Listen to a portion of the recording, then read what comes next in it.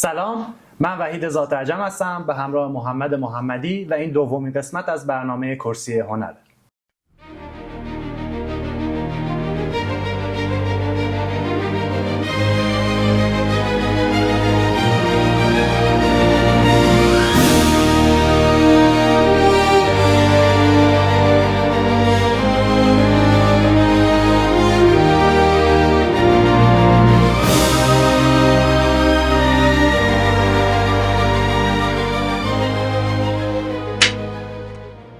سلام میکنم خدمت دوستان عزیز. شنیده ها به سر آمد، دیده ها حاکی از این است که مهمان عزیز داریم، احمد جان پورک.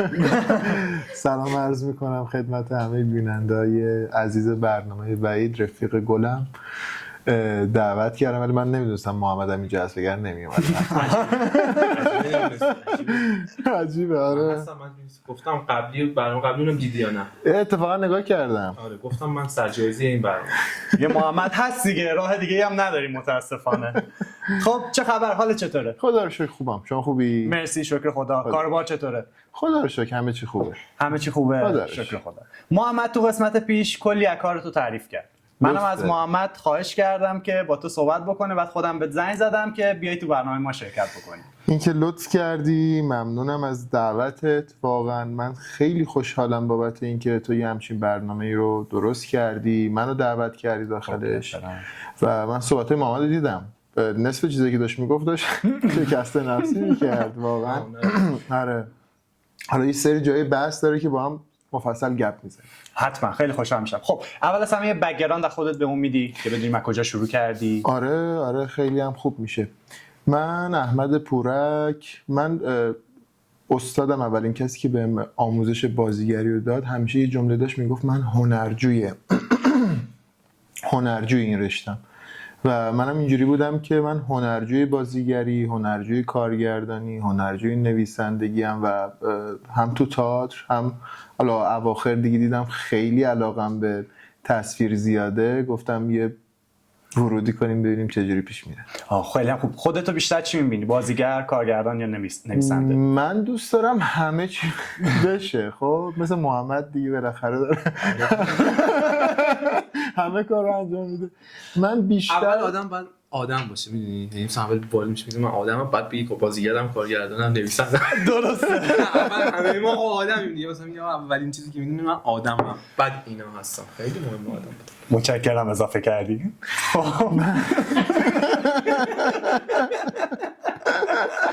اینو کات بزنیایی رو بزن. من آدم درستیه. بابا من 40 دقیقه 50 دقیقه ویدیو قبلی زدم، 37 دقیقه بعد داشتم در مورد احمد حرف می‌زدم. آره حواسم. پول مولم بهم نداده بود. الان ذکر کرد که حتما یه پولی چیزی هم دستی. اینو کات کن. محمد از من خیلی پول گرفت اتفاقا. خب پس ما میگیم محمد جان زشته، آدم از دوستش پول نمیگیره. ولی یه چیزی که خیلی جذابه اینه که محمد و دو تا از بچهای دیگه واقعا سر پروژه آخر من که بودن خیلی به من لطف داشتن، برعکس خیلی از کسایی که ظاهر بودن. محمد از جمله آدمایی بود که من فکر میکنم ما کلا 6 روز کار داشتیم سر پروژه میثاق مقدر بود که صحبتم کرده بودن تو برنامه قبلی. من فکر میکنم مثلا 4 روزشو بچهای سربازون اومدن و من فقط رد میشدم اینا رو میدیدم، گفتم ببخشید من شما رو آوردم اینجا. و واقعا اینجوری بودم که دلی واقعا کنار من بودن، ظاهری نبودن. این خیلی خوب بود. من کلیتش، حالا بحث قبلیمون رفت سمت محمد، من از تئاتر که شروع کردم واقعا اینجوری برام بود که خب سبکای متفاوتی کار کردیم، رال کار کردیم، سورال کار کردیم، مثلا اکسپر کار کردیم، ولی هی رفته اینجوری شدم که واقعا کارهایی که زنده تره، کارهایی که رالیست تره، چه تو تئاتر چه تو تصویر، خیلی برام جذابیت بیشتری داشت و دوست داشتم یه کمی وارد اون فضای ذهنی بشم حالا وقتی که دارم مینویسم، ولی اینجوری بودم که دور از واقعیت نباشه. به هیچ عنوان واقعا فکر کنم برنامه اینقدر کسل بشه برعکس برنامه قبلی که محمد اومد همه رو نه ما معمولا کات میدیم اتفاق میفته. جدی؟ بعد از کاتش پس این مرز بین واقعیت و خیال رو بیشتر دوست داری؟ خیلی خیلی باریکه مرزش. خیلی یعنی من واقعا سر این پروژه اینجوری بود که فوکوسمن مثلا میومد میگفتش که بابا چی کار داره میکنه این، اصلا میدونه داره چی میگیره چی نمیگیره. برعکس محمد که خیلی هم لطف داشت، من اتفاقا نگاه کردم گفتم که از یه سری جا اینقدر تعریف کردی فکر کنم از اون برای بوم افتاد قضیه، چون ما واقعا تیممون تماما حرفه‌ای و تماما غیر حرفه‌ای بود. حالا شاید این جمله تماما غیر حرفه‌ای حالا مصداق بارز واسه هر کسی نباشه، ولی توی این گروهی که مثلا من کار کرده بودم تهش به این نتیجه رسیدم که آدم همیشه وقتی که داره یکیپی رو انتخاب میکنه که باشون پیش بره نباید اینجوری مهاجم داری چیکار میکنی؟ دارم صحبت میکنم خدایی کاری میکنم وسط حرف جدی خلاصه بعد همه چیزو با هم کارگردان جون کارهای بعدی حتما حواست حتما یه چیزی که خیلی از حالا ما اون بحث قبلی رو تا جای من خلاصش کنم بعد برسیم به بحثی که الان محمد گفت، اینه که از چند تا چیز هر کسی حالا اگه مثل من باشه بخواد کارش رو شروع بکنه اینجوریه که واقعا این مدیوم تصویر سینما، حالا اصلا چه تو فیلم کوتاه باشه چه فیلم بلند باشه، واقعا نباید اینجوری باشه که بخوان رفاقتی کار پیش بره. رفاقتی که میگم اینه که توی این مدیوم واقعا با تئاتر فرق میکنه. تو ما میگم میبینید چطوری خوبی قربونه چه خبر کجایی و اینا، ولی اصلا این مدیوم واقعا متفاوته. اینه که به هر کی بیش از اندازه بها بدی اصلا وارد یه فضای ذهنی دیگه میشه توی این قضیه. سر پروژه اذیتت میکنه اینجوری و خیلی اذیت میشی، اینقدر اذیت میشی که یه جایی میگی بابا بس دیگه.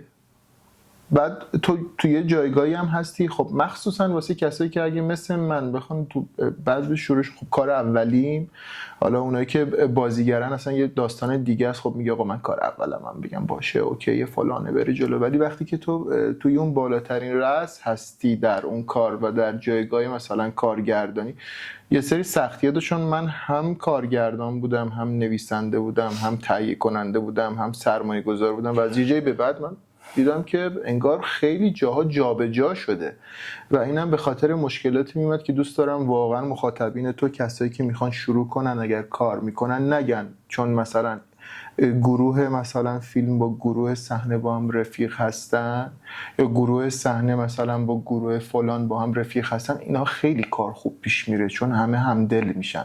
ولی از اینجا به بعد دقیقاً برعکس این قضیه اتفاق میفته و همه فکر میکنن آره دیگه ما رفیقیم، خودشونو از میکنن دو تا گروه. خب و بندیش میکنن دیگه. آفرین، تیم بندی میشه و فکر میکنن که خودشون اصلا توی جایگاه دیگه. من یه چیز خیلی جالب داشتم دوست داشتم بگم حتما تو برنامه تو. من یه شخصی رو داخل این گروه داشتم متولد 71 بود. خب و اومد به من گفتش که میدونی من 25 ساله که داخل این حوزه‌ام دارم فعالیت میکنم کار میکنم. بعد من نخواستم حالا جلوی رفیقاشو این برام مثلا بخوام تو ذوقش بزنم. اگه ما یه جمع ببندیم 25 با 71 رو بخوای به هم بزنیم، خب ما از کش میگردیم 6 یا از قبل اینکه پسونک بچه باشن دوربین بچه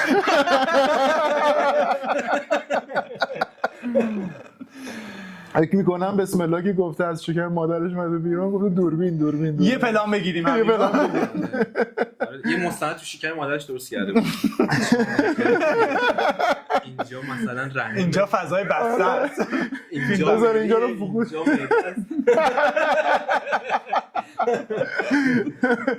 ای خدا، واقعا خیلی خیلی این قضیه مهمه که اصلا به هیچ عنوان رفاقت رو نه دیگه بالاخره بعضی محمد جان به اندازه کافی ویدیو قبلی من بوق گذاشتم دیگه. من میخوام بگم بوقاشو کم کنه و من میخواستم بگم که واقعا سعی کنین اگر میخواین کار کنین، اگر میخواین شروع کنین، واقعا اولی که شروع کنین، به خاطر اینکه یه جمله خیلی باحالی داره اومد سیدی میگه که تنها کسی که خیلی فیلمساز خوبیه کسی که تا حالا فیلم نساخته.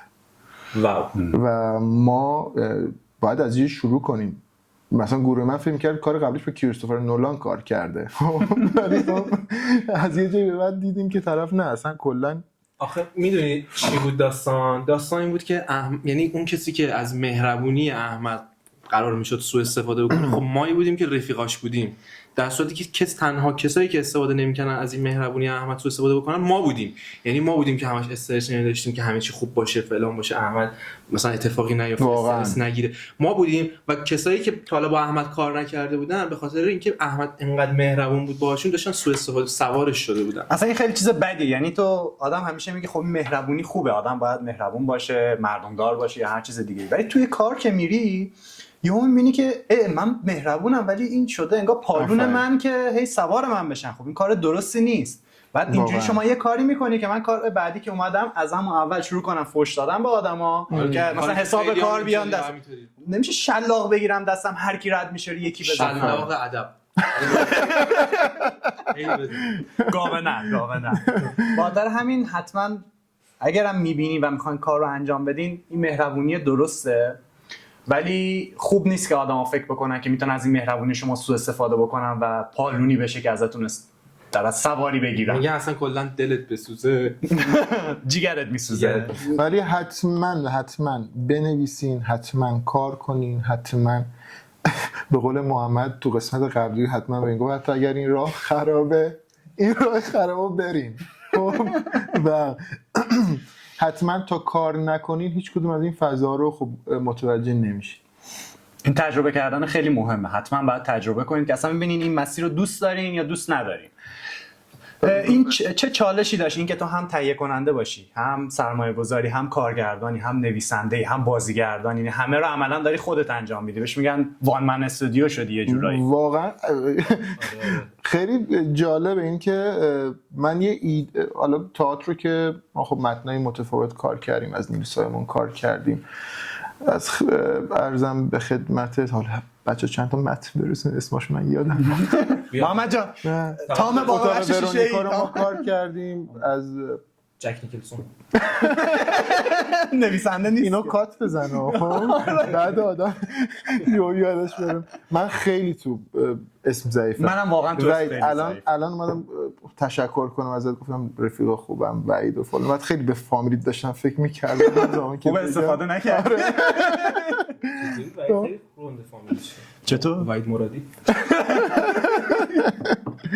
ولی خب یه چیزی که داره توی تئاتر بیایم کنار، من چند تا رفیق درجه یک داشتم که موقعی که داشتم مینوشتم من متن فکر میکنم کلا 3-4 روز طول کشید، چون نویسندگی واسه هر کسی متفاوته. واسه من اینجوری بود که هر چی تلاش میکردم، یعنی برگر رو میذاشتم جلوم، خودکار رو دست میگرفتم که بنویسم، هیچی تو ذهنم نمیومد.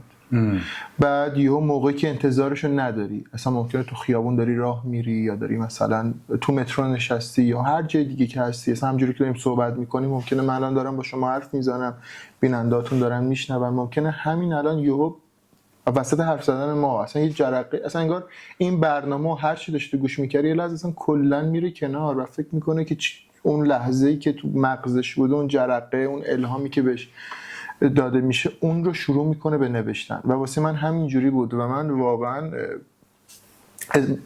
خیلی یهویی شد از یه فضای داستانی خیلی مسخره یا به یه جایی رسید که واقعا هر کسی این متن رو میخوند میگفتش که چقدر متن خوبیه، چقدر متن خوبیه. اصلا اون چیزی که ما اسمشو شانس میذاریم فقط وقتی اتفاق میفته که تو آماده‌ای برای اینکه اون اتفاق بیفته. آفرین.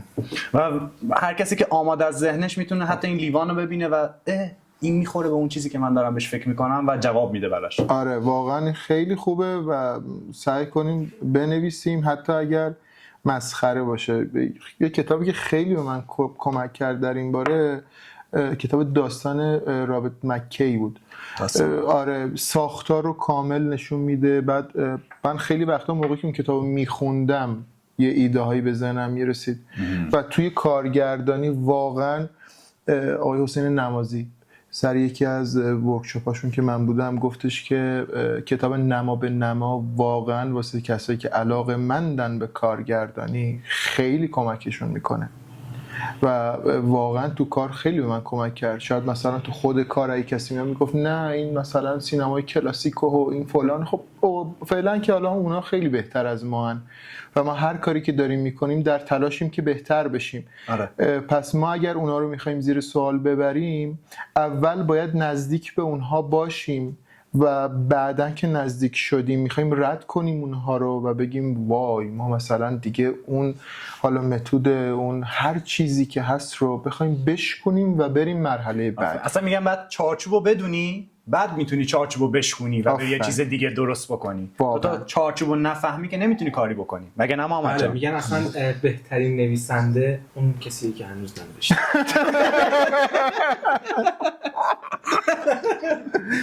آره دوربین بیاد سمت من یه ذره کسل کننده میشه، برگردی یک کات بخوره محمد وارد چه کمی جذاب‌تر میشه. از ریاکشن های محمد بیشتر میذارم. حتی میگن بهترین نجار و بهترین بهترین لوله کشی که تا حالا لوله کشی نکرده. میگن بهترین آدم بهترین بچه همونیه که تا حالا بچگی نکرده. یعنی چی؟ نه بچگی داداش، آها بچگی، نه خود بچه، خود بچه نه. آره. خب من جان داری جلوت نگاه. هر چیزی برای خودم درست کردم یه ورژن کوچولوش هم برای محمد درست کردم. والله دروغ میگه خاموش. شاید نداشت. ببینم میتونی آبروی ما رو ببری. آره راست، ولی محمد واقعا سنگ تمام میذاره. مثلا الان این دقیقاً همون دفترچه‌ای که تو قسمت قبل بود. بله الان اگه برگه بزنی کل صحبت‌های محمد اینه. من دوربین تو من از اینجا شروع کردم اینجاها تموم کردم دیگه. آره دیگه آخرین دایره این بود که اینجا این دایره رو می‌بینم گذاشتم اینجا رو. آره. بعد تو بیای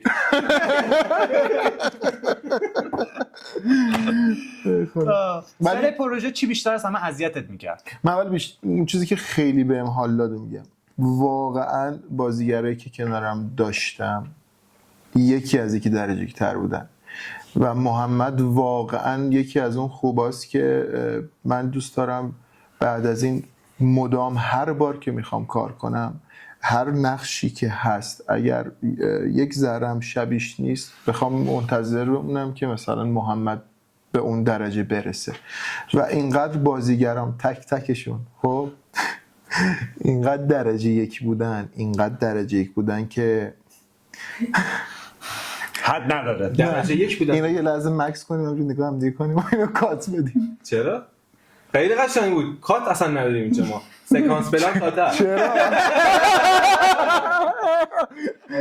نه تقصیر بچه پشت صحنه بود. خب واقعا تو الان یه تیکه‌ای از فیلمو احمد گذاشتی دیگه، حالا تدوین نشدهش، این کامل نشده. آره واقعا صحنه‌های درخشانی گرفته بود و بچه‌ها خیلی خوب بازی کردن. نه خیلی بچه‌ها همه چی ردیف بود. خیلی ردیف بود. واقعا کارگردانی لول داره. قربونت میگم مثلا احمد خب اولین فیلمی که می‌خواست درست بکنه، مثلا ما خودمون چند تا فیلم درست کردیم، خیلی فیلم درست کردیم، کوتاه درست کردیم هم بر دانشگاه. درست جدی خواست شروع بکنه یه حرفی به من زد.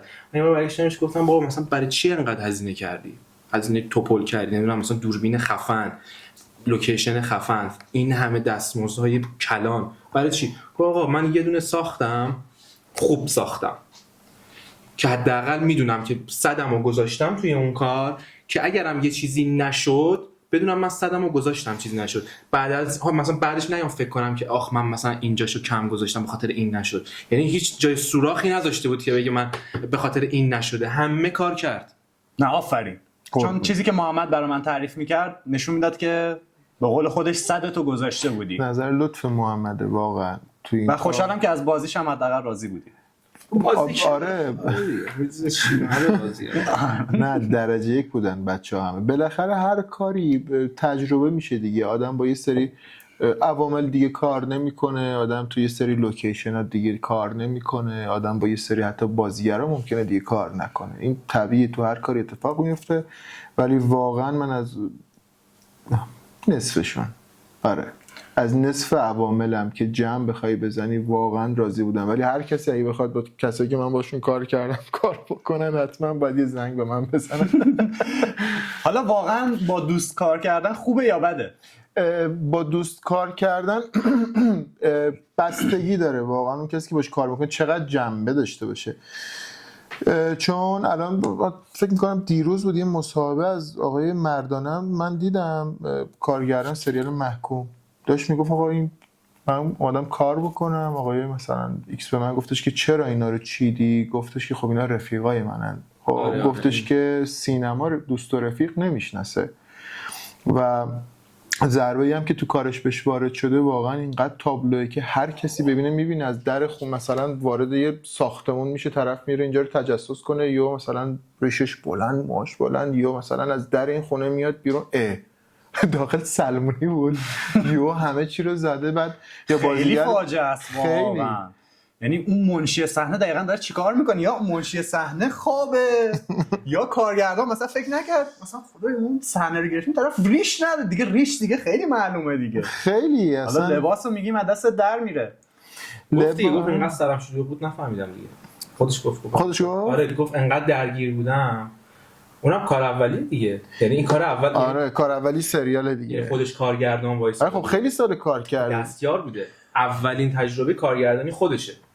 خب اونم خیلی تحت فشاره دیگه. آره، 100% آره. میدونی. ببین نه اینکه بیچاره مثلا حتی از قصد داره این کارو، البته ما تو جایگاهی نیستیم که اصلا بخوایم قضاوتش بکنیم، ولی چیزی که داریم به عنوان مخاطب میبینیم چیز بدیه، این چیز اشتباهی. یعنی بعضی وقتا ما میگیم خب ما مثلا تو این رشته میفهمیم اینجا دستش در رفته، اینجا فلان شده، ولی بعضی وقتا تو میگی مخاطب عادی هم که داره کارتو رو میبینه میفهمی یه جایی داری اشتباه میکنی. بله و واقعا هم آره و واقعا هم این که توی اون فضا نباید رفاقت و دوستی باشه که مثلا نتیجهش بشه همچین فاجعه‌ای که اتفاق افتاده. واقعا خیلی بده. آره من مخالفم. نظرت راجع به شرایط فعلی کارگردانی و بازیگری مثلا چجوریه؟ بازیگری خب خیلی جذابه، یه چیزی که خیلی هم من چون تو خودت کار کردی دارم ازت میپرسم. آره من نزدیک 10 تا نمایش حدوداً کار کردم که نمایش بلند کار کردم. نمایش بوشهر هم کار کردی تو؟ آره من بوشهر پیش آقای خضری کار کردم، چند تا نمایشنامه خوبم اتفاقا، خیلی قلم خوبی داره. بوشهر بودی با آقای جواد صداقت کار نکردی؟ نه متاسفانه. اسم آقای جواد صداقت اومد، آقای عوضشون میکنیم که حتما تشریف بیاد. آقای صداقت یکم پست مدرنه، ما هنوز به اون پستش نرسیدیم. مدرن هستیم تا پستش نمیریم. نه یکم این فضای ذهنشون باحاله، مثلا هر چیزی که ببینی فکر کنی، هر چیزی که فکر کنی اگه یهو مطمئن شی که دیگه اینه، بعد ازش بپرسین که نه این نیست.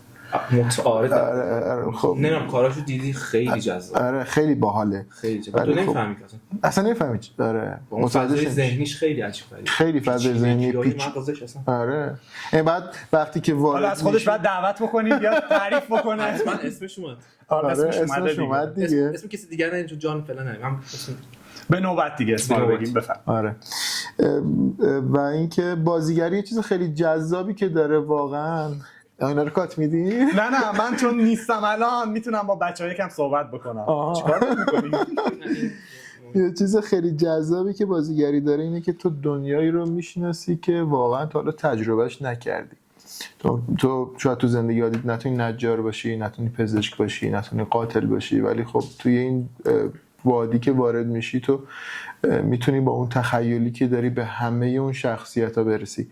و من خیلی بازیگری رو دوست دارم، ولی الان یک جوری شده که واقعا یا شما باید خودت تلاش کنی اون اتفاق واسه خودت رقم بزنی، بعد وارد اون قسمت که میشی که میخوای بری تست بدی، میخوای بری خودتو نشون بدی، میخوای ویدیو بذاری تو یوتیوب یا تو هر فضای مجازی بخوای از خودت یک چیزی رو نشون بدی، میبینی که نه، اون بازخورده اتفاق نمیفته. و چون من خودم هم کارگردانی کردم واسه تصویر، این شکلیه که همه عوامل، یعنی واقعا اگر جایی میرین تست میدین و اوکیه، حتی قرارداد هم مینویسین و باز انتخاب نمیشین، باتون تماس نمیگیرن، حتی مدیر صحنه، حتی گیریمور، هر کسی بازیگر معرفی میکنه و پافشاری میکنه رو اون کسی که خودش داره معرفی میکنه و یک جایی واقعا دست هم کارگردان بسته است، به خاطر اینکه پشت این قسمت یک تهیه کننده‌ای وجود داره، پشت اون یک سرمایه گذاری وجود داره و تمام اینها دلیلی میشن که شما انتخاب نشین. اما اینم دلیل بر این نمیشه که شما تلاش نکنین. مثل همون داستان اون فیلم ساختنه شد. شما اگر نخواین به هیچ عنوان وارد چون انتخاب نمیشیم دیگه، چون باند وجود داره، چون مافیا وجود داره، چون هر چیزی دیگه که وجود داره، پس ما کار نکنیم، پس ما نریم. خب نه، اینجوری نمیشه. من یه ورکشاپی هم از آقای کمال مقدم بودم، خیلی جالب، من سریع میگم که رفتیم.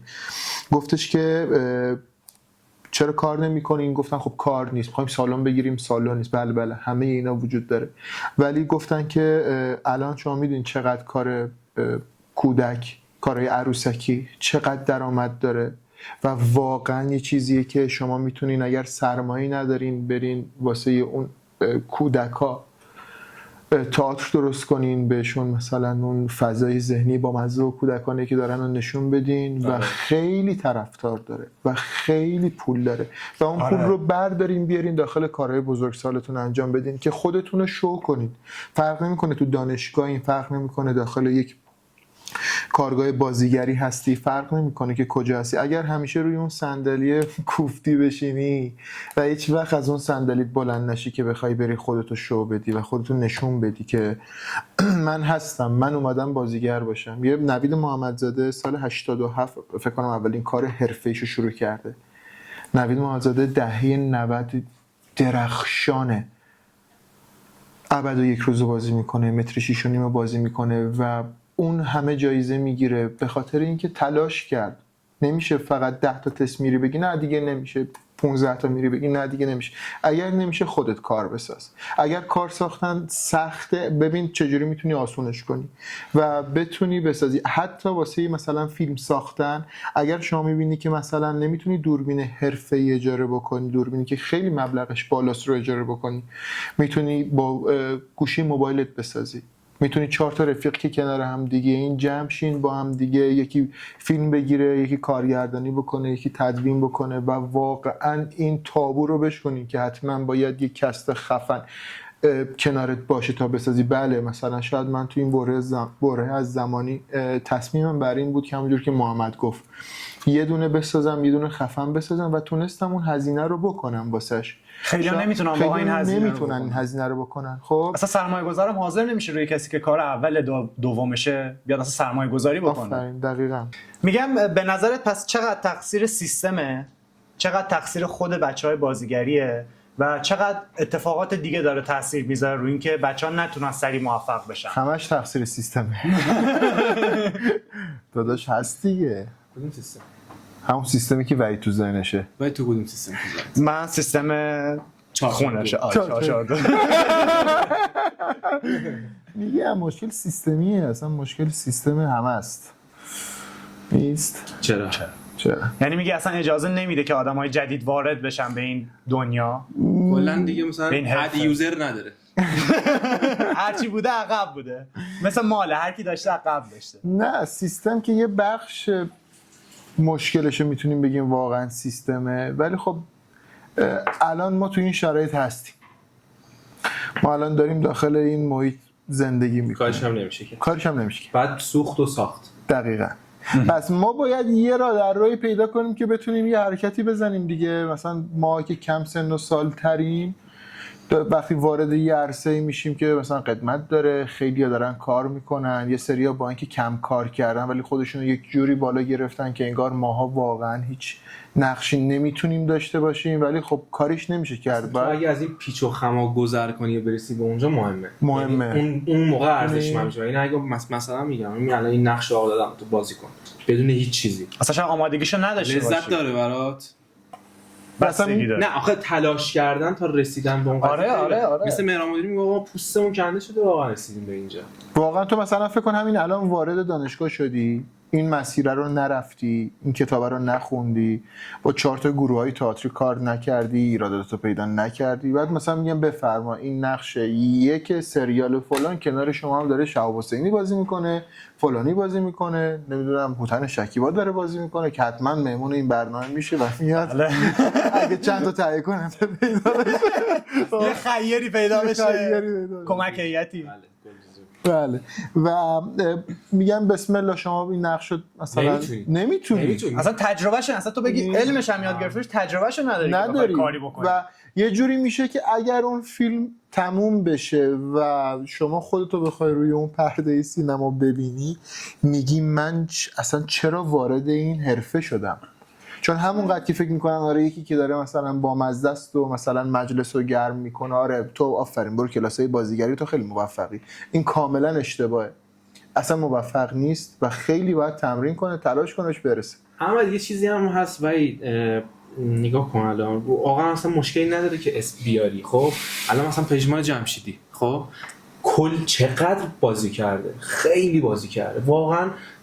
معدود کاراشو من دوست دارم، مثلا اونایی که میره تو سمت کمدی خیلی دیگه چیزی که تو سبک ماها نیست، لودگی میشه. مثلا ما کمدی آزاد نگاه میکنیم خوشمون نمیاد، نه میگیم چرا اینجوریه، چرا داری این کار میکنی، اینم داره میره تو اون سبک، چرا؟ چون مخاطبشو داره. چرا فقط دارن مثلا از پژمان جمشیدی و امثال هم استفاده میکنن و بهایی نمیدن به کسی دیگه ای که آقا بیاد وارد این عرصه بشه، مثلا کنار این آدم، بغل این آدم، مثلا تو سیامک مردان آره استفاده کرد دوستای خودمون مثلا کنار پژمان جمشیدی. آره چرا بقیه کارگردانا هم این کارو نمیکنن که آقا تو هم ما رو هم بیارن، دوستامونم بیارن استفاده، شاید اونم یه چیزی برای گفتن داشته. اصلا مگه میشه هیچ آدم بامزه دیگه تو این صنعت کار نمیکنه، وارد نشده؟ نمیشه که. مثلا چند تا میتونیم مثلا بازیگر معرفی شده خوب، مثلا بگی این امسال معرفی شده از پسر، این معرفی شده و بازیگر خوبیه و هی داره مدام پشت سر هم کار. تو واسه همینم داستانمون داره تغییر میکنه. مثلا شما چند تا پسر میبینی تو سن 27 8 سالگی که تازه بخوان معرفیشن و پسر تهیه کننده نباشه، میدونی، پسر کارگردان نباشه، فامیل فلان نباشه که بعد پسر سینمابیل نباشه، پسر خانه تدارکاتی نباشه، خب و بیاد و بگی که آره این به خاطر توانمندیش اومده اینجا. خب خیلی کمه دیگه. و منم وقتی داشتم استفاده میکردم گفتم، طرف میگه نه اینو بذار نه اونو بذار، ولی من یه جا وایستادم گفتم آقا من اگر میخوام از اینا استفاده بکنم لیاقتش رو دارن و باید استفاده کرد. خب ولی متأسفانه تو سینمای ما این اتفاق نمیفته، دلیلش گیشه میتونه باشه و هر چیز دیگه. ولی یه چیزی که محمد هم گفت اینه که اوکی مثلا شما میخوای پژمان جمشیدی رو بذاری، خیلی تلاش کرده پژمان، خیلی حرف بد شنیده واقعا. یعنی اگر هر کسی به اندازه پژمان جمشیدی توی اون جایگاه بود که همه بهش میگفتن تو بدی و میمون تلاش میکرد و میرسید الان که شما تئاتر کار کنه فروخته، فیلم سینمایی کار کنه فروخته، سریال کار کنه مخاطب داره. خب و همیشه هم دارن میکوبنش دقیقاً. خب ولی مثلا بیان یه پژمان جمشیدی بذارن کنارش، مثلا بیان ایکس رو بذارن، ایگرگ رو بذارن، واقعا بازیگرای تئاتر، چرا هیچ کدوم تو مدیوم تصویر نیستن؟ الان ریحان رضی اگه اشتباه نکنم چقدر بازیگر خوبیه، چقدر بازیگر خوبیه. من خودم دوبار نمایش هیدانو دیدم، چقدر ایده خوبه، متن خوبه، بازی‌ها درخشانه، ولی آوردنش استفاده کردن و الان داره هی پشت سر هم نقش آفرینی میکنه. باید بیشتر بشه این اتفاق. ایشالله اگر ما چون خودمون این سختیه رو چشیدیم، من مطمئنم هر کدوم از ما، از وحید که خودش بازیگری کار کرده، پشت صحنه چه تصویر بوده، چه پشت صحنه کار تئاتر بوده، چه متن نوشته و همین کاری هم که الان داره برنامه سازی میکنه رو واقعا ما شاید نزدیک به 2 سال خورده‌ای هم دیگه رو میشناسیم. من همه اینا رو در وحید دیدم و تو سن ماها، نه واقعیت وحید، تو سن ماها محمد، تو و خیلی از بچه‌هایی که با من کار کردن و ما میبینیم ما از تلاش دست نمیکشیم. خب ولی هی میگیم که خب الان نوبت ما میشه، میگیم در وا میکنن ما بریم تو، میگیم نه اصلا همش اتفاقی واقعا. میگم آقا این همه آدم حداقل سالی 10 نفر میتونی جدید وارد این عرصه بکنی که اصلا اون 10 نفر نیستن. آقا خب چرا نمیان؟ چون تهیه کننده و سرمایه‌گذار نمیذاره. این چرا میگه من یه وحیدو بردارم بیارم، محمدو بردارم کنم نمیفروشه. آقا برای چی باید بردارم بیارم؟ من میگم ما میتونیم مخاطب و عادت بدی به اینکه آقا چهره‌های جدید ببینه. از کجا میدونی بعدش میاد؟ این همه چهره جدید اومده، چرا مردم دوست دارن؟ از همیشه، از زمان فیلم فارسی هم همین بوده، الان هم همینه. یعنی آره ما خیلی میترسیم هم بوده بهروز وثوق بوده، فردین بوده که گیشه دستشون بوده، الان هم همینه، گیشه دست یه زمانی گلزار بوده، یه زمانی نوید محمدزاده بوده، الان پژمان جمشیدی، حالا بعدها هم اینا یک کسای دیگه. خب بستگی داره میدونی به چی؟ به اینکه الان ما داریم این حرفا رو میزنیم خب و داریم نقد میکنیم دیگه و تو صنف خودمون داریم نقد میکنیم چون میتونیم حرف بزنیم در موردش خب. ولی ببینیم احمد پورک، محمد محمدی، وحید اگر در این جایگاه باشد همچنان همین تصمیم رو میگیره. آفرین، حرف درستیه. میدونی اگر تو وحید محمد تو هم اگر بشی یه روزی کارگردان و باید به تمام این چیزا فکر کنی، اما این یک برنامه کوتاه مدته. خب اگر بلند مدت بخوای به این فکر کنی پس ما نباید نوید محمدزاده رو تو ابد یک روز میدیدیم. خب ما نباید هوتن شکیبا رو که اینقدر بازیگر درخشانیه رو میدیدیم، نباید شهاب حسینی رو وارد میکردیم گفتیم ما که کلی بازیگر داریم. خب و این ضربه میزنه تو بلند مدت به ما، ولی الان داریم میبینیم دیگه مثلا ما هرچی هی جلوتر میریم هی انگار همه چی داره بدتر میشه. من سوالی که کردی واقعا اگه اینجوری باشه خودم هم بذارم جای کارگردان یا حالا سرمایه‌گذار چیزی، نه از کسی که واقعا نونیمه سوال نمی‌کنم برای نقش یکم، ولی یه نقشی بهش میدم به اونی که داره آخه جالب اینه درس میخونه فلان، یه نقش چون من تست داده دیگه، اونم دیگه حداقل یه چند تا از اونها برمی‌دارم میبرم دیگه، وای نمیستم دیگه واسه نقش 5 و 6 هم معرفی بکنن. اینا دیگه شده معرفی، مثلا میگه آقا من این لوکیشن رو واسه اینجوری حساب میکنم تا این بچه فامیل ما رو برده بیار نقش 7 تو بازی کنه، اون نقش 7 تو بده به من مرد حسابی. اونم داره به جیبش نگاه میکنه دیگه. ولی من میگم این چیزی نیست که الان ما داریم ابداعش میکنیم. توی هالیوود مثلا تو گیم آف ترونز رو میبینی بازیگرا همه نونیم بودن، همه نونیمن.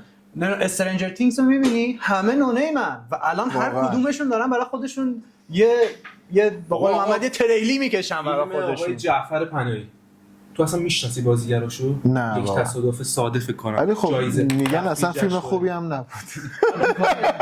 کاری ندارم جعفر پناهی، آقا جعفر پناهی شاید اگر 4 تا چهره هم میذاش فیلم بهتر آقا میشد. عباس کیارستمی که دیگه قبول داری آقا، فیلماشو دیگه قبول داری که چند تا چهره استفاده کرده تو کاراش.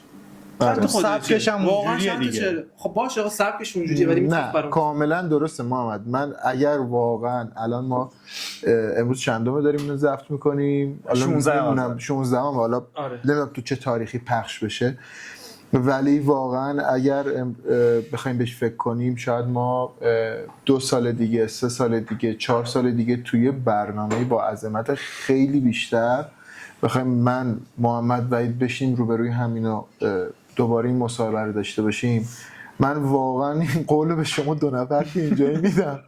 من نوعی احمد پورک اگر بخوام کار بکنم واقعا اینو از ته قلبم میگم، از همون روز اولم که خواستم همین فیلم کوتاه رو درست بکنم میتونستم 5 تومن بدم به این، 10 تومن بدم به اون، 15 تومن بدم به اون، یا اصلا آقا یه مبلغ کم و زیاد خب که بازیگری رو بیارم که یک ذره چهرش واسه مردم آشناتر باشه. اما ترجیحم بر این بود همون توانمندی رو داشته باشم اما با بازیگری که کمتر میشناسنش. و من اگر بخوام فیلمی رو درست کنم سینمایی باشه واقعا قول میدم که اگر 5 تا شخصیت نقش یک داشته باشه واقعا 1 یا 2 تا چهره بیشتر استفاده نمی‌کنم. قول میدی؟ نه واقعا اینجوری قول میدم. خب واقعا اینجوری دست علی بده. شاید از تو نه هم اون دوربین هم بچه‌های پشت صحنه که زحمت میکشن و واقعا اینجوریه که من به نوبه خودم چون این سختی رو کشیدم، این زجری که رفیقامو دیدم سر فکر نمی کنم تستی بوده که نرفته باشم. من خودم یه بار رفتم کرج تست دادم خب ولی این همه ما رفتیم تست دادیم و دیدیم اتفاقی نیفتاده، باید یه جا جلوش گرفته باشه دیگه. اگر احمد پورک باشه، اگر هر کس دیگه میخواد باشه، باید این اتفاق بیفته و من به شخص این کارو میکنم. تست بودی همین. من انجمن معلولین ایران رفتم تست دادم. باورت میشه؟ جدی میگی؟ آره راست میگه، منم متاسفانه تو اون تست بودم. انجمن معلولین ایران رفتم تست دادم سهروردی. من اگه اینو میدونستم ازش پول میگرفتم سر نه اتفاق بدی نیست، نمیگم مثلا اون چیز بد، میگم هر جا شده رفتم. یعنی نه شوخی میکنم. آره جانباز هر چی اونجا بالاخره شیمیایی بوده دیدم اونجا تست دادم. من مثلا کارگردانش هم نه اونا هم واقعا شریفن اصلا این که منم گفتم واقعا شوخی میکنیم ولی میگم همه جا رفتیم. واقعا ما همه جا رفتیم. میدونی بزرگ میدونی اصلا عیب بزرگ این داستان چیه؟ الان تو یه نویسنده ای میخوای فیلمنامه بنویسی بر اساس اینکه آقا نقش اصلی توی نوجوان باشه یا اصلا یه بچه 10 ساله باشه. وقتی تو اصلا اجازه همچین کاریو نمیدی، یعنی تو میگی حتما باید نقشه‌ای که من چهره باشه، خب اون نویسنده میگه خب من بنویسم چه فایده‌ای داره؟ اصلا کسی رو راه نمیدن که بخواد اون نقش رو بازی بکنه. نوجوان باشه، 20 سالش باشه، 18 سالش باشه. اصلا اگه اشتباه نکنم نقش هملت سنش کمه در توی داستان و یکی از معضلات کارگردان این بود که آقا من به کی اینو بدم که هم انقدر خفن باشه که بتونه این نقش رو بازی بکنه، هم انقدر سنش کم باشه. این توی اون نسخه‌های اصلی که درست شده تلاش میکردم با گیریم سن بازیگر کم بکنم. پس این خلاقیت هم داره دیگه. الان مثلا من کارگردان بوشهرمون اومد هملت رو داد به یک زن بازی کنه، با اینکه من مثلا به شخصه ندیدم هملت رو یه زن بازی کنه و این خیلی جذابه. که واقعا خلاقیت به کار بره واسش، ولی تو مدیوم تاثیر نیان یه آدمی که 40 سالشه رو جوون کنن 27 سال که بگن آره چون این باید بشه 27 سال که ما بتونیم، ما میخوایم حتما این باشه، سنم باید 27 باشه دیگه، یه کارش بکنید. آفرین. خب این یه کارش بکن خب شده این وضعی که الان در نمیاد و در بلند مدت ما یه سینمای سنبالای پیری رو داریم که مثل اتفاقی واسه فوتبالمون افتاده. تیم ملیمون جلوی آمریکا داشت بازی میکرد، اونا رفتن، اینا از دور داشتن نگاهشو میکردن که اینا دارن میرن. میدونی ما هم یهو تو تصویر میبینیم که آره این سنش رفت بالا، نمیخوان کسی رو بیاری، اینا این سنش دیگه نمیخوره به این شخصیتا. خب واسه همین اگر لول سینمامون خدا رو شکر خیلی ما قدر شدیم نسبت به چیز گفت دیگه. استاد نصیریان برگشت گفت من دیگه بازی نمی‌کنم. گفت بیزدم به این خود علنا گفت این جوونا بها بدین، میدون بدین به این جوونا، من دیگه بازی نمی‌کنم. من اصلا بازیگری خدافظی می‌کنم تو مدیوم تصویر. ببین به این جوونا بازی کنم. آقا چقدر مثلا به ما زنگ می‌زنن این نقش اون نقش نیستم. من خودم در خودم نمی‌بینم که دیگه بتونم نقشی رو بازی کنم چون دیگه سنم رفته بالا فلان و اما. آقا نمیشه دی هر فیلم و سریالی که نمیتونی یه نقش مثلا سن بالا بذاری آره. که آفرین. یه نه میارمش که بفروشه، میارمش که فلان کنه. آقا پس کیفیت کار چی میشه؟ بله میفروشه، مثلا فیلم فلان میفروشه. از نظر من طولانی مدت تو باید نگاه بکنی، تو دراز مدت این به ذره همه ما میشه، یعنی از تهیه کنندش بگیر تا کارگردانش تا کل سینما و ما میافتیم هی میافتیم عقب. الان مثلا این سریال‌های کره‌ای یا اینایی که نتفلیکس داره مثلا با اونا کار میکنه میسازه، خب بازیگر چهره داخلش داره، خیلی آدم جدید داره میاره و چقدر داره اونور محبوب میشه. خب تو چرا یه سریالی نمیسازی که فقط داری ما رو میبینی؟ بسازی که آقا 4 جای دیگه بتونم بفروشم اصلا سودش آقا من دلاری بیارم تو کشور خرج بکنم واقعا. و این چقدر برای ما خوب. تو طولانی مدت ما میگم ما 4 تا بازیگر جهانی معرفی کردیم، 10 تا بازیگر جهانی معرفی کردیم. شاید یه کارگردان خارجی ببینه با این حال بکنه و بیارتش داخل سینمای اونور و اون وقتی دوباره برگرده داخل سینمای تو میتونی یه تحولی رقم بزنه. یه پیمان معادیه. مثلا این پیمان این گل شیفت فرهنگی مثلا همین تئاتر خواب نمیدید. گفت من بیشتر از این حرفا. آره واقعا من نیستم تو این سبک از فیلم سازی. نیستم آقا، من در این حد من خیلی خفن تر از این حرفا. و الان نقش یک اپل تیوی داره بازی میکنه. من میرم که ببینم نشون بدم من کیم. این یه تنه داره یه پرچمیو میبره بالا. واقعا. چی بگیم؟ حالا تو چند سال آینده خودتو بیشتر بازیگر میبینی یا کارگردان؟ من خودمو کارگردان میبینم. کارگردانی بیشتر دوست داری؟ هم احساس میکنم چون این روندی که پیش میره یه زمانی آدم خودش فکر میکنه که نه من تو بازیگری بهترم، بعد اطرافیانش هم بهش یک چیزی رو میگن.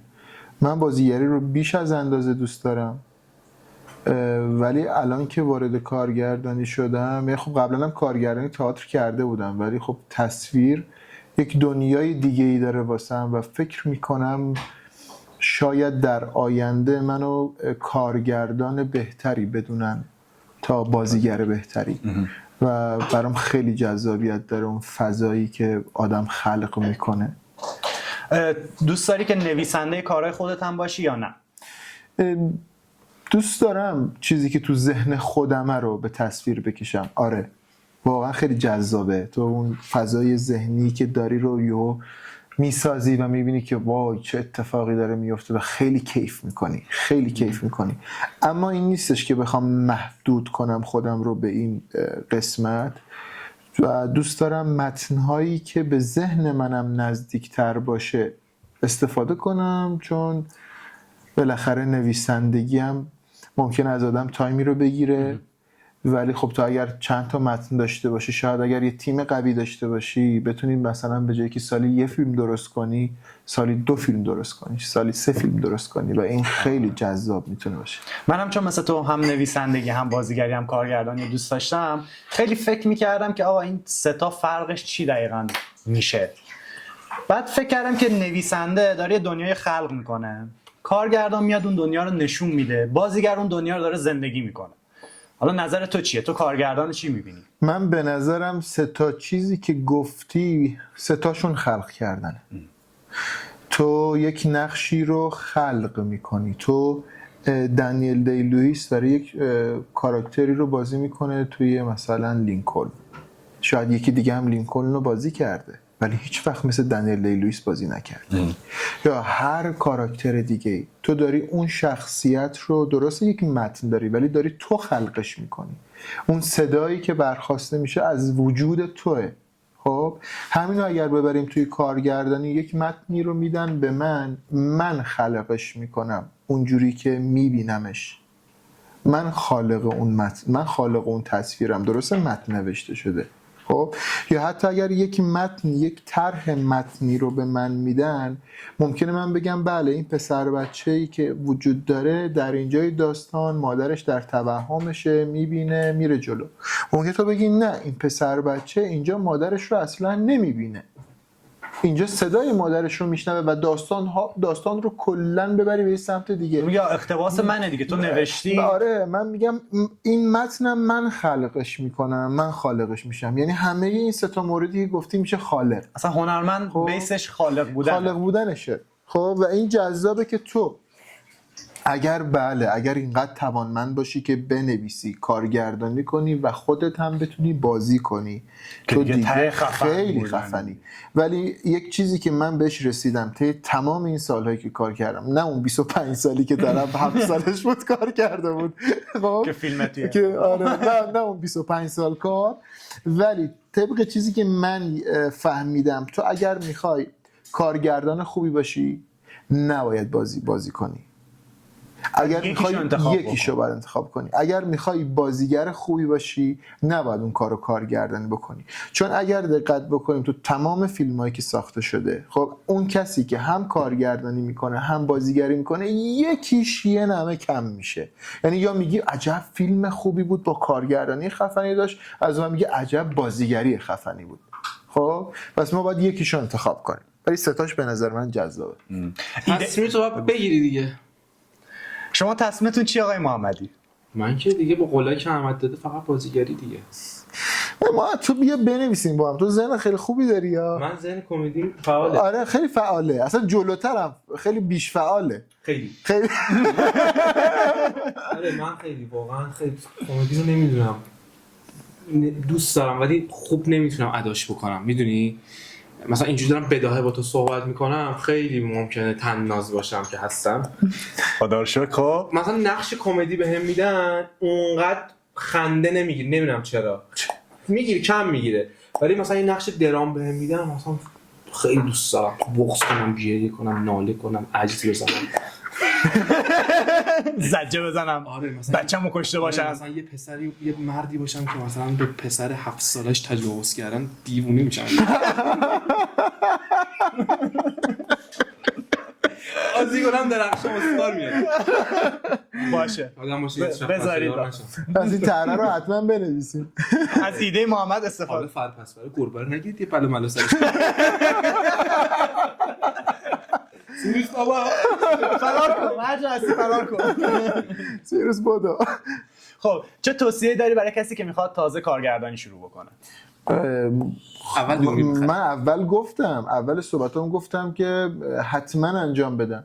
خیلی خفنه، کارگردانی خیلی باحاله، خیلی کیف میکنه هر کسی که این کار رو انجام بده، ولی باید دوست داشته باشه. بعضیا دوست عجیب غریب ندارن. هم نباشن دیگه احمد، فضاهای عجیب غریب در نیارن، اون سورئال بازی. آره اصلا تو مدیوم تصویر این چیزا جا نداره. یعنی اگر برای تئاتر کار میکنی یه فضای واقعا سورئال غیر واقعی و آره در نیارن. محمد جوانمردی بازی اون بچه خوبه. اسمت ما دعوتت نمی‌کنیم. نه دمت گرم، واقعا من یه کار ازش دیدم خیلی باحال بود. کی؟ جوان مردی دیگه. ولی خیلی باحال بود، اینقدر باحال بود. من دخترم سهراب هم که بازیگرش رو یخ را میرفت. دخترم سهراب. آره میگم عجیبه دیگه، دخترم سهراب عجیب نیست دیگه عجیبه دیگه. متأسفانه ما هم یه کار براش بازی کردیم البته محمد جان. این که درخشان اونا چون ما بودیم خوب بود. اون داستان این سورئال نبود. نه واقعا شاید حالا آقا فضای ذهنی ما سورئال نباشه، شاید یکی بخواد این کار رو انجام بده، ولی مثلا ما که دیدیم خوشمون نیومد. ولی خب سلیقه‌ای دیگه، آدم نباید سلیقه‌شو به همه تحمیل بکنه. شاید یکی حال میکنه که آقا اینجوری درست کنه، مثلا محمد حال میکنه که مثلا اینجوری مثلا فکر کنه، اینجوری حرف بزنه. مثلا حال میکنه نقش یکی رو بازی بکنه که مثلا طرف بچه‌شو از دست داده، مثلا تجاوز کرده به بچه‌ش، مثلا غم مثلا بیداد کنه تو بدبختی آره فلان، یا بعد برگردم به دوربین بگم که غم هیچ وقت از بین نمیرود، فقط لباسهایش را عوض میکند، از خنده به اشک، از فریاد به سکوت، و ما بازیگران آموخته این صحنه بی پایان. اینو بگم قشنگ. اینم حتما ادیت میکنم میذارم.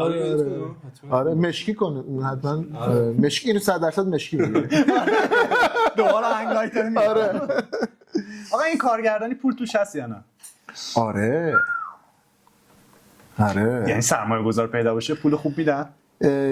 کلیتش که شما تو هر چیزی حرفه‌ای بشی پول توش هست، ولی تو بازیگری بیشتر پول هست تا کارگردانی، و مخصوصا تو نویسندگی خیلی پول نیست.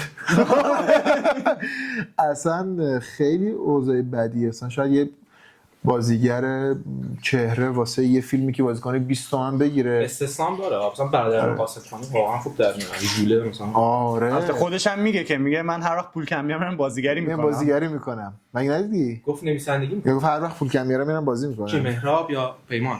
نه ژوله فکر کنم. ژوله بود. نه مهراب قاسم‌خانی بود. حالا نمیاد بعد دوباره نگاه کنم. آره. ولی یکیشون پس این یه تیکر رو کات میکنه. ولی در کل تو نویسندگی خیلی اوضاع پولیش بده، چون چیزایی که میگن ما که حرفه‌ای کار نکردیم تو این مورد. توی کارگردانی کمتر از بازیگری. خب دیگه رقماش هم میاد دیگه، مثلا یه ما 2 میلیارد 3 میلیارد 15 میلیارد مثلا میگیرن واسه. خدا بده برکت. آره ما جا منتظریم دیگه پول بگیر بیا تو داخل کار سرمایه گذاری کن. پول بگیرم شمارات رو پاک میکنم. خب یه نکته‌ای هم راجع به کارگردانی که یاد گرفتی که به نظرت خیلی جالب بوده و نخونده بودی توی کار یاد گرفتی. برخورد با عوامل خیلی مهمه. اینو تو کار یاد میگیرین که با هر کسی باید چجوری برخورد بکنین. توی کار فهمیدم که هر چقدرم از قبل تعیین بکنین که دکوپاژ خوبی داشته باشه، خیلی دقیق باشه، باید حتما رو دقیق تر بشید. چون شما اگر تهیه کننده نداشته باشی، اگه سرمایه گذار نداشته باشی، خودت، پس باید حتما از قبل دونه به دونه چیزا رو یادداشت بکنی، همه چیزو آماده داشته باشی که اگر میخوای شروع کنی واسه کار کردن، اون صبح میشه میرین همه میشینین، صبحونتو خوردی، کاراتو کردی، رفتی اونجا پشت اون مانیتور نشستی و همه چی آماده بود. نباید تموم که میشه بری دنبال یه چیز دیگه. خب بری واسه خودت همینجوری بچرخی ببین حالا باید چی کار کنم. باید بدونی بعدش میخوای چی کار کنی. و این واقعا خیلی مهمه. چون هر دقیقه داره برات هزینه میفته. هر دقیقه داره واسه هزینه میفته. اگه سرمایه گذار داشته باشی که میاد خیرتو میگیره، اگه پول خودت هم هست که بعد خودت حساب والا کنی. آره بعد از جیبت بعد بدی اون روز. بله. خب محمد جان شما حرفی داری؟ من خواستم چیز کنم به رسم یاد بود احمد جان دست شما گروه بابا. کلاکت و شما زحمت کشیدن که یک کادوی نفیس در نظر باز میکنم باز کن. آقا یک چیز نباشه میگم تقدیم با عشق. من قربون تو برم. مبارکه. قربونت برم. باز کن داداش نشون بده توش بیا پوچ. چون که اسپانسر نمیتونیم به مهمونامون کادو بدیم. آقا من بالاخره به رسم یاد بود مهمونا هم به ما کادو بدن. من اینجا چیزایی میبینم که دوست دارم. مثلا از این دوربین تو رو نگو داداش، تو رو نمیتونه ببره تو خونش. که اینجایی. اگر این سینه رو بشکافن، خب استخون رو بزنن کنار. پوست رو اولا بزنن کنار. نه گفتم بشکافن دیگه. یعنی پوست رو رفتیم گذاشتیم کنار هم. آره تموم شد. پوستم تموم شد. استخون بره کنار. خب برسه به کجا؟ قلب. اوکی. قلبم بزنن بشکافن. کنار، اونجا فقط جای یه نفره. سرکار مادر. خوبه. بچه‌های مجتمع یه جوری میگن. قربونت برم. مادرت زنگ نزد راستی که بگی سر ضبطم مادر بعدم میگیرم. گوشه بعد میگفتم چه یادآوری نکردی؟ بگم جوابم مادر واجبه بعد. مثلا اینو قبل اینکه میخوام ویدیو رو بگیرم من پشت صحنه‌شون رو دیدم. مثلا این مامانشون زنگ می‌زنه، قبلش مامانشون میگم مامان بهم زنگ میزنی من تو ضبطم. مامان میگه برای چیه؟ میگه تو زنگ زدی چیکار داری؟ بابا میگه چرا؟ بعد مامانش زنگ میزنه تو ضبطه. گوشی زنگ می‌کنه میگه ببخشید مادر احترامش واجبه بچه. الو مادر سر ضبطم میگیرم. ان شاءالله برنامه بعدی. برای کار آیندت ایده هم داری که میخوای کار بعدی شروع بکنی؟ چند تا ایده خیلی خفن دارم که ایشالله اول این کار نهایی بشه، تموم بشه، بریم جلو ببینیم که چه اتفاقی واسش میفته. ولی خب دارم. آره الان تو چه مرحله کارت؟ نوشته شده. خب نوشته شده و اون کاری که ایده است، خب ایدهش نوشته شده کامل اومده، یعنی رفتیم جلو. خود کار قبلیمون میثاق مقدرم کاراش دیگه داره تموم میشه، ایشالله آماده بشیم واسه جشنواره. ایشالله منتظریم که کارتو ببینیم. قربونت برم. خیلی هم عالیه. قربونت برم. نکته چیزی هم که این آخر بخوای اضافه بکنی؟ قربونت برم. مرسی از اینکه منو دعوت کردین. ایشالله که بهترین اتفاقا واسه جفتتون بیفته و کنار هم دیگه کلی پیشرفت کنیم، کلی کیف کنیم، عشق کنیم. و مرسی از شما که برنامه رو دیدین، واقعا ممنونم. مخلص و درخشان باشید. قربونت برم. محمد جان حرفی چیزی نداری؟ مثل عکس رخ مهتاب که افتاده در آب، در دلم هستی اما بین من و تو فاصله هاست. بی تو هر روز مرا بیم فرو ریختن است، مثل شهری که به روی گسل زلزله هاست. من بالغ بر 10 بار ازش میشنم هر موقعیتی. فکر کنم شاعر خودش انقدر از این شعر استفاده نکرده که محمد شاعر فکر کنم اونو نوشت یه بار خون از روش گذاشت کنار. محمد صبح تا صبح بلند میشه. آره. بگو یکم شو. مثل عکس رخ مهتاب که افتاده در آب، در دلم هستی اما بین من و تو فاصله هاست. بی تو هر روز مرا بس دیگه. بازم متشکرم محمد جان که اومدی. مراقب خودت باش. عشق منی. قربونت برم. خیلی مخلصم. قربونت برم محمد. من میخواستم یه چیز دیگه هم بگم. بگو فقط سریع‌تر. چرا؟ وقت نداریم. اسپانسر هم نداریم. بچه‌ها لطف کنید که سابسکرایب کنید ما رو و دنبال کنید ما رو تو یوتیوب و حمایت کنید که ما بیایم بالا و این برنامه‌ها بیاد چیز بشه و آره کامنت بذارین، لایک بکنین، پیشرفت کنیم، ما بگیم اینجوری بگیریم دستمون چیزو. یوتیوب. این یوتیوب. آره. اینا یوتیوب. بگید دستمون همینجوری بزنیم به چرخ آره. عشق کنیم. عالیه. آره. چون یه بار کات دادیم اینجوری نخندید یه سری. آره.